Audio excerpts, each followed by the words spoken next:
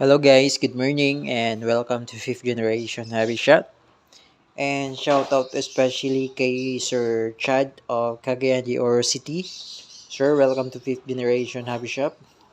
Ito na po ang inyong unit, the High Kappa T-Rex Silver Slide Black Frame Semi-Automatic version by WE.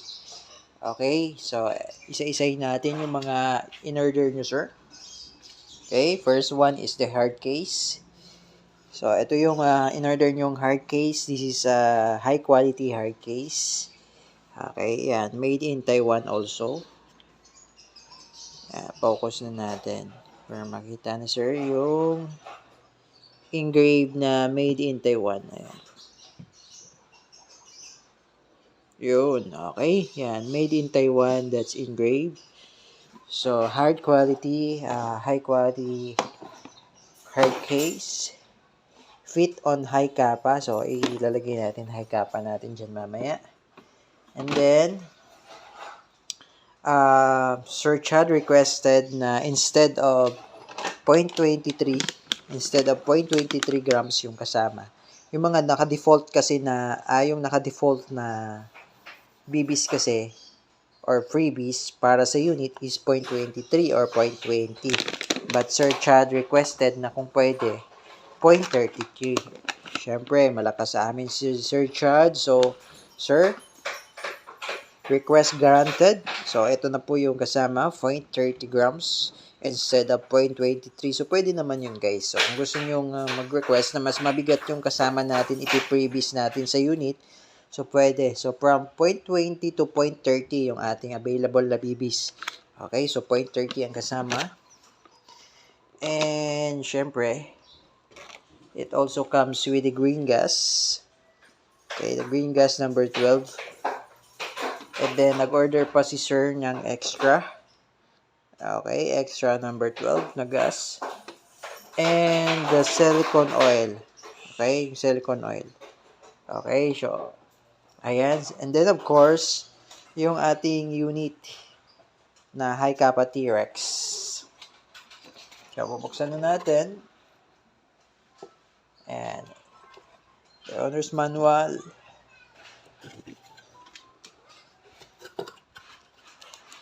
The magazine. 30 rounder magazine.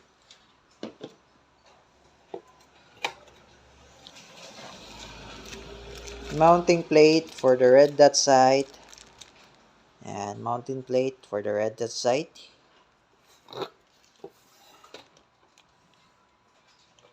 Okay, tatabi lang natin ito. And, syempre, yung ating unit.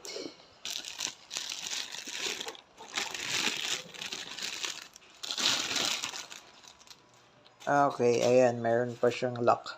Lagyan lang natin siya ng lock para talagang hindi magagalaw. Okay, so, tanggalin lang natin yung lock. Okay, the High Kappa T-Rex.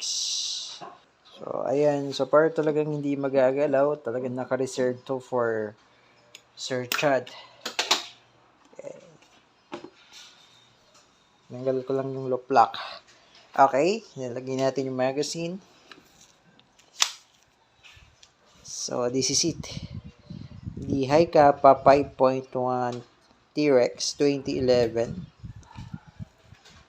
Ayan. Naka-fiber optic sight na siya. Fiber optic sight, markings, 0.45 ECP, fiber optic sight front, and then cut on slide. Meron din siyang cut dito sa gilid. Serrations on front, serrations on rear. Okay. Then meron siyang rail for accessories such as flashlight. Yan, pwede kayo maglagay ng flashlights. Yan, threaded barrel. Okay, focus lang natin yan. Threaded barrel na siya, so you can install here yung mga tatawag nating tracer units. Pwede ring suppressors, pwede ring silencers, yan.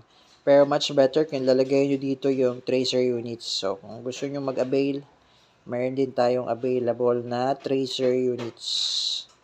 Okay, message ka lang sir kung gusto mong mag-avail ng tracer units. Meron tayo sa shop.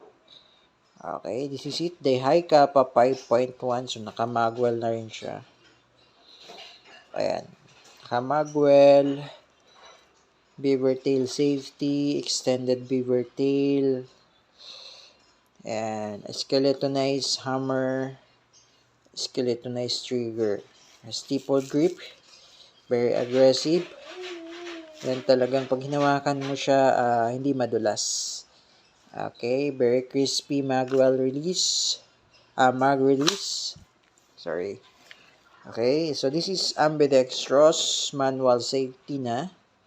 So if we say ambidextrous manual safety, ibig sabihin po nun, yung manual safety is magkabilaan na siya. So meron kasing unit na hindi pa siya ambidextrous ready.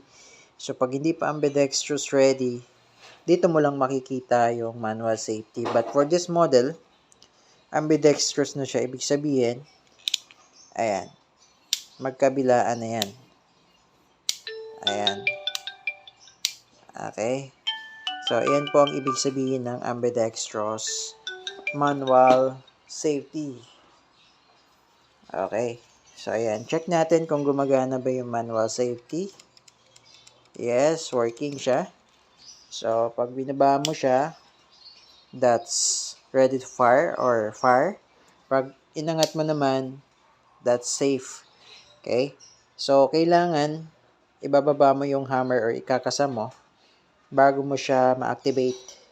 Okay? Pag hindi nakababa to or hindi mo siya kinakasa, hindi mo siya ma-activate. To check natin. Yan. So, do mo siya, ito matawag eh. Mamaya ka na. Okay, do ma-activate mo siya, pero half lang siya. Half lang, hindi mo siya fully activated. So, ma-activate mo siya, hindi mo siya makakasa.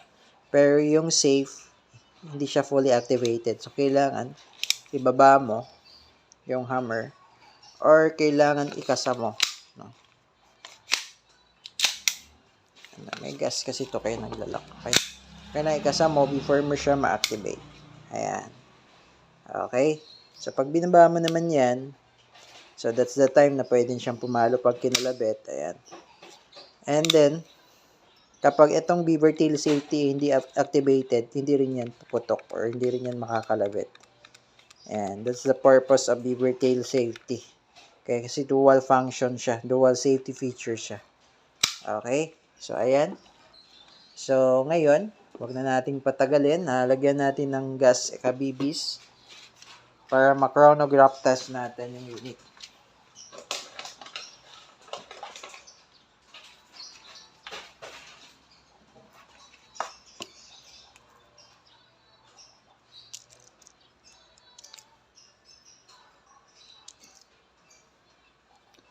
Okay, lagyan lang natin ng 4 shots.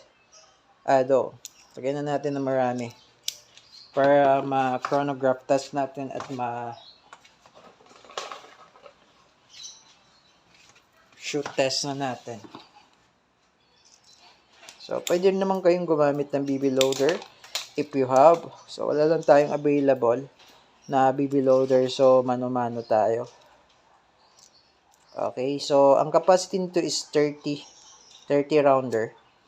But we suggest na at least kung hindi naman kayo maglalaro or like plinking lang or practical shooting lang sa bahay. So, pwede naman pong kalahati lang yung BBs, no? Kalahati lang yung BBs na ilalagay nyo. Okay? So, ayan, advice lang namin na kalahati para hindi ma-compress yung magazine. Okay? Hindi ma-compress. Okay? Lagyan lang natin ng BBs. Ay, ng gas. Check natin yung gas.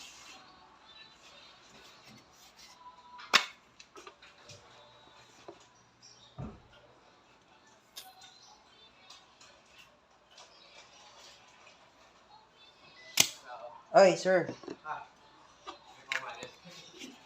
Ayan. So, meron lang akong customer. So, ipopost ko lang yung video. Okay, for a while. Ipopost lang natin. Okay, so ayun, continue tayo. May pumunta lang sa shop. Nag-walk-in. So, pinost natin yung video. So, nilagyan ko na siya ng gas, tsaka bibis, para ma-chronograph test natin yung unit ni Sir Chad. Okay, so ngayon, mag-chronograph test tayo, tsaka testing tayo. Short test, okay?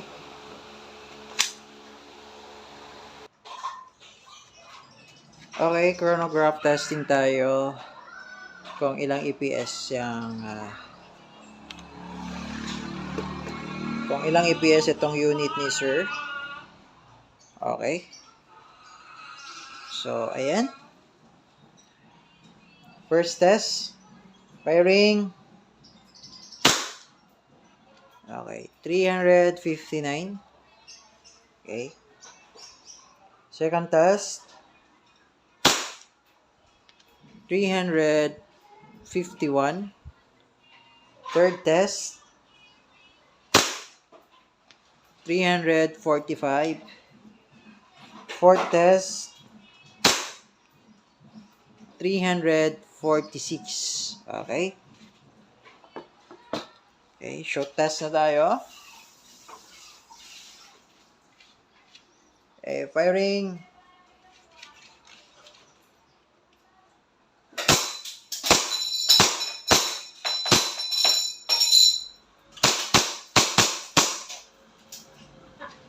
Okay.